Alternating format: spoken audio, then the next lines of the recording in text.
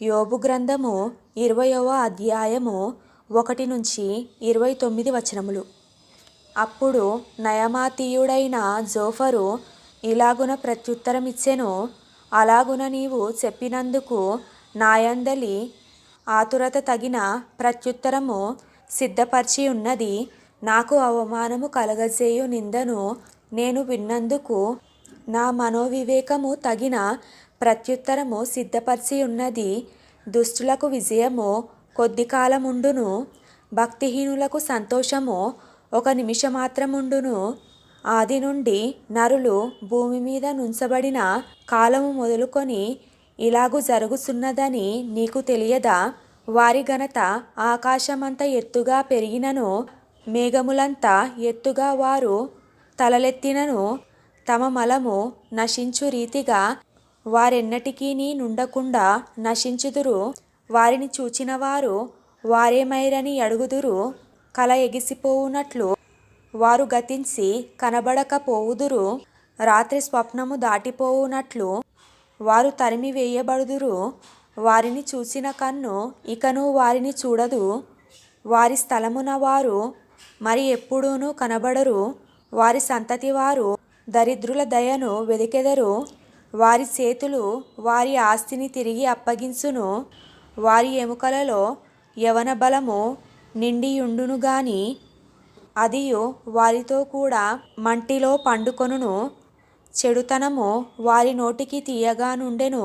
వారు నాలుక క్రింద దాన్ని దాచిపెట్టిరి, దాని పోనీయక భద్రము చేసుకొనిరి, నోట దాని నుంచుకొనిరి. అయినను వారి కడుపులో వారి ఆహారము పులిసిపోవును, అది వారి లోపట నాగుపాముల విషమగును. వారు ధనమును మృంగివేసిరి గాని ఇప్పుడు దానిని మరలా కక్కివేయుదురు. వారి కడుపులో నుండి దేవుడు దాన్ని కక్కించును. వారు కట్లపాముల విషమును పీల్చుదురు. నాగుపాము నాలుక వారిని సంపును. ఏరులై పారుచున్న తేనెను వెన్నపూసను చూచి వారు సంతోషింపరు. దేని కొరకు వారు ప్రయాసపడి సంపాదించి ఉండిరో దానిని వారు అనుభవింపక మరలా అప్పగించెదరు. వారు సంపాదించిన ఆస్తి కొలది వారికి సంతోషముండదు. వారు బీదలను ముంచి విడిచిపెట్టిన వారు. వారు బలాత్కారము చేత ఒక ఇంటిని ఆక్రమించుకొనినను దానిని కట్టి పూర్తి చేయరు. వారు ఎడతెగక ఆశించిన వారు తమ ఇష్ట వస్తువులలో ఒకదాని చేతనైనను తమ్మును తాము రక్షించుకొనజాలరు. వారు మృంగివేయనిది ఒకటియూ లేదు గనుక వారి క్షేమస్థితి నిలువదు.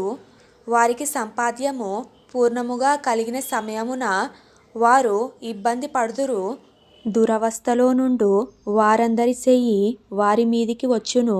వారు కడుపు నింపుకొననయ్యుండగా దేవుడు వారి మీద తన కోపాగ్ని కురిపించును. వారు తినుచుండగా దాన్ని కురిపించును. ఇనుప ఆయుధము తప్పించుకొనుటకై వారు పారిపోగా ఇత్తడి విల్లు వారి దేహముల గుండా బాణములను పోవిడ్చును. అది దేహమును చీల్చి వారి శరీరములో నుండి వచ్చును. అది బయట తీయగా వారి శరీరములో నుండి పైత్యపు తిత్తి వచ్చును.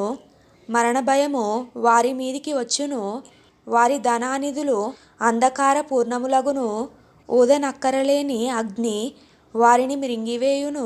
వారి గుడారములో మిగిలిన దానిని అది కాల్చివేయును. ఆకాశము వారి దోషమును బయలుపరచును. భూమి వారి మీదికి లేచును. వారి ఇంటికి వచ్చిన ఆర్జన కనబడకపోవును. దేవుని కోపదినమున వారి ఆస్తి నాశనమగును. ఇది దేవుని వలన దుష్టులైన నరులకు ప్రాప్తించు భాగము. దేవుని వలన వారికి నియమింపబడిన స్వాస్థ్యము ఇదే.